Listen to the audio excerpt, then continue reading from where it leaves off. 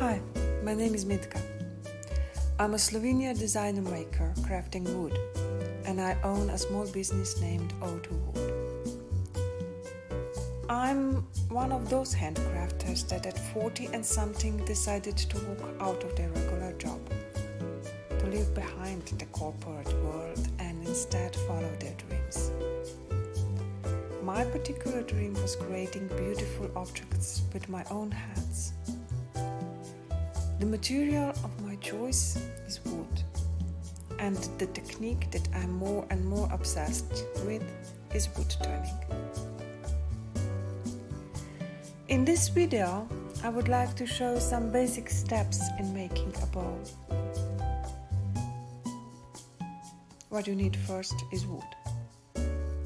For wood turning, you can use almost any type of wood. Slovenia has plenty of woods and a long tradition of taking care of them in a sustainable way. I strongly believe in leaving as small a footprint in our natural environment as possible. That's why I only use locally sourced wood. After the tree is on the ground, you have to cut the trunk in half and make a cube with a chainsaw.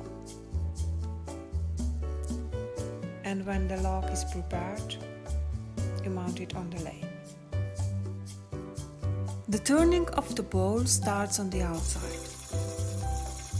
It is the messiest part, chips of wood flying all over the place. But it is also the most creative part of the process, because it is now that you decide what form will this particular piece of wood take. After the outside is roughly made, you turn the piece around and start working on the inside. Normally I make my bowls from green wood. It's much easier to work with because the wood is softer. But the bowl made of green wood is only a half product. I put some wood glue on its sides to prevent it from cracking and then store it in my wood shop. When it is dry, it goes back on the lathe. I basically repeat the procedure. First the outside, then the inside. The key to success is holding your gouge at the exact right angle, which is not something that you learn in a day. When the bowl is finished, the sanding begins. A lot of sanding. I like the surface of wood treated with the finest sandpaper and polished to a silky sheen.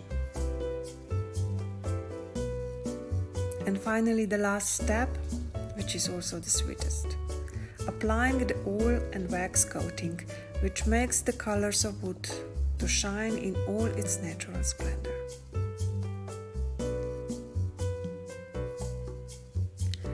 In my latest series, I've been experimenting with adding some colors.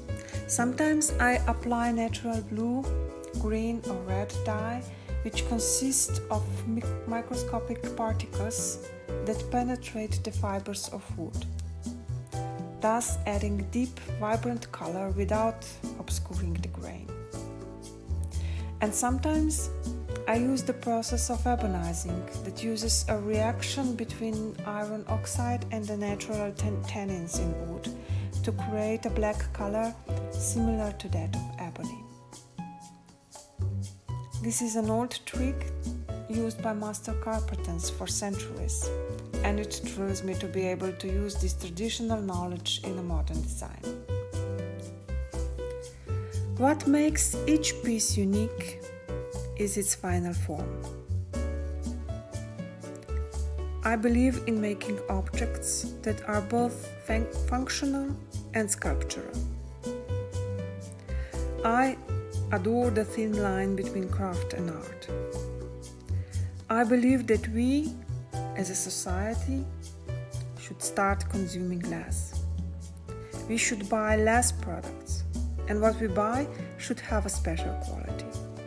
It should add beauty and calm to our living environment.